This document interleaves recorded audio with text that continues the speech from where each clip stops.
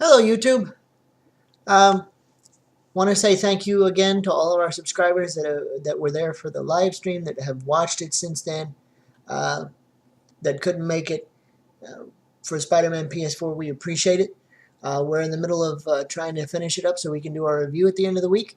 But what I thought I'd do, since we're dealing with a licensed game with Spider-Man PS4, I I'd like to talk about some of my guilty pleasure games that were licensed games.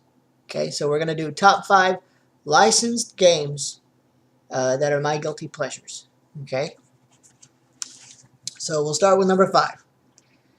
Number 5 was Enter the Matrix, and this was on PS2. And I'm fixing to date myself, but back in the early to mid 90s, The Matrix and the Matrix trilogy was the biggest thing going.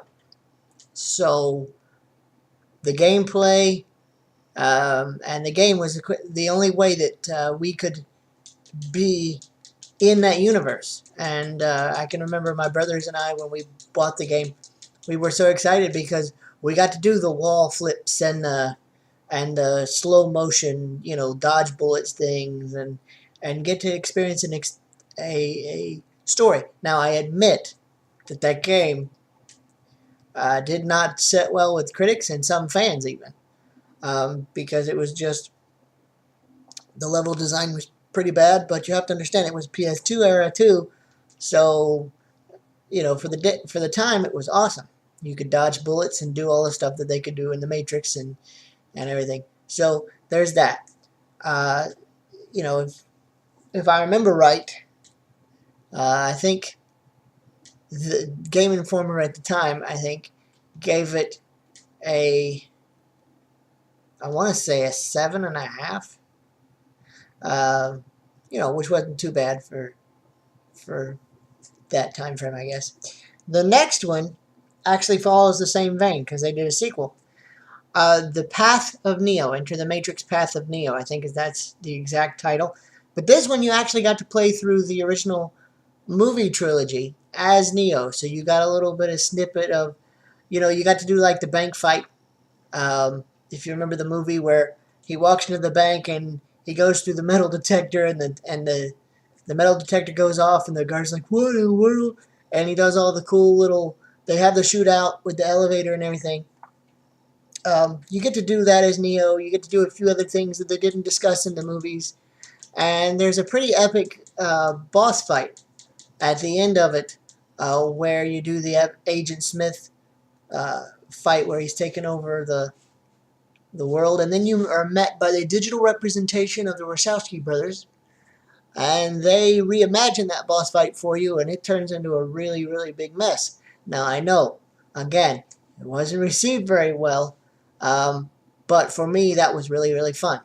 Again, because that was the only way at the time that we could interact with that universe, and still to this day is the only way you can, because unfortunately, Atari is now defunct, so they can't publish the games, and, well, nobody seems to care about the Matrix anymore, unfortunately. So anyway, there you go. The next one that I enjoy, and I still have back here because I have a PS3 still at home, is the Bourne Conspiracy. Now, I do happen to know, because I was watching this game when it was first released, because, again, the Bourne trilogy, the Jason Bourne trilogy, Bourne Identity, those movies, that's awesome. That's like the American James Bond for us, and it was totally awesome. Even my wife loves those movies. So naturally, when they were announcing that they were going to come out with a game, I was a little hesitant, because obviously it's a licensed property, and we all know how that usually works out. But I was intrigued, so I found it on sale. I think I paid like $8 for it or something at the time. I didn't get it day one, and I played it. And what I liked about that wasn't necessarily the gameplay. The story was all right, but again, it was kind of a retread of the first. I think it was the first 2 movies that they tried to portray in that. But what I liked about it was not necessarily the gunplay. The gunplay was kind of horrendous. The graphics were equally as horrendous. But the brutalness of the hand-to-hand combat, the things you could do, because if you remember right, the Jason Bourne franchise, he uses the environment. If it's he stabs a guy with a pin, if he finds a toaster, he uses a toaster. Whatever he's got in the environment that he can use, tables, chairs, it doesn't matter. He uses it, and for the time, being able to just grab a chair or grab a pin off a desk or a fan or one of those paper fans or something and use it as a weapon and grab a fire extinguisher and just clock the bad guy. Uh, that's what the game to me. That's why I enjoyed that game, because it was just so in your face with the hand-to-hand combat. As a matter of fact, it was so awesome to me at the time that I would actually, if I was in the middle of a gunfight, if I could, I'd get face to face with the guy with the gun and just beat him up, because it slowed everything down, and you could do that. He'd stop shooting at you and he'd just get in a fist fight with you. So, that's why I enjoyed that game. So, anyway, for number 2, I chose Green Lantern for the PS3. Now, I know what everybody thinks about the DC movie, The Green Lantern, with Ryan Reynolds and all that. I know people don't like it. I personally happen to like it. I didn't think it was as bad as people were saying. It wasn't the greatest, don't get me wrong. I'm not saying it was the greatest DC movie I'd ever seen. Okay? We all know the trouble they're having over there. But for me, it was pretty good.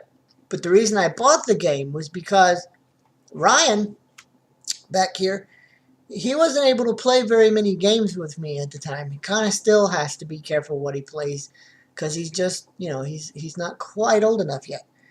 But Green Lantern, I enjoyed it because I got to play with my son. You did get a lot of constructs, the different constructs. You got the miniguns, you got a baseball bat, you got an armored, I don't know what you call it, an armored tech suit. You got all these kind of crazy things that you could just press a button and it would give you the construct. Juggernaut suit. See, he's listening.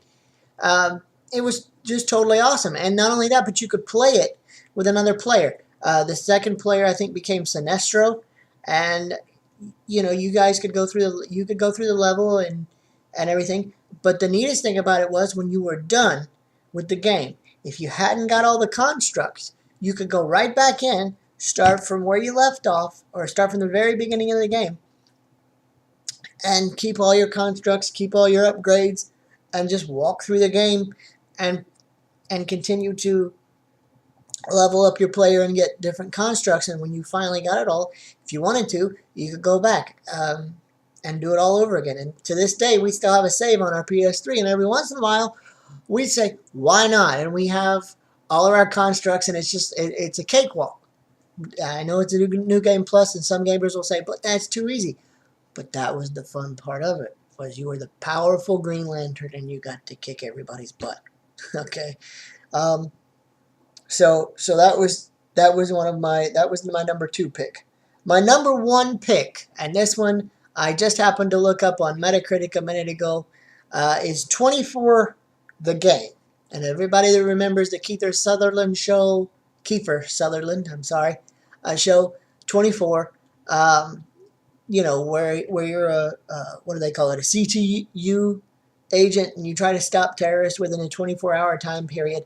I think this game took place between seasons 2 and 3. So you were Jack Bauer, and you worked with Chloe. You worked with all the folks, Tony Alameda, all the folks at CTU, and you were actually involved in trying to solve a terrorist plot, and that was totally awesome. I remember that I think Game Informer gave it an 8 at the time, partly because of the hype at the time of 24. Everybody loved it. Everybody was watching it. And if you were a diehard fan like I was at the time, with my dad and I got to watch that show together, and we loved it. So to be able to jump in there and then play as Jack Bauer and have a very intense, very well written story, because it was written by the showrunners and the writers of the show. It was voice acted by the actors of the show. For us, it was just like playing, another episode of the show, and it kind of held us over until the next season. So I really enjoyed that. So those are my top 5 guilty pleasure licensed games.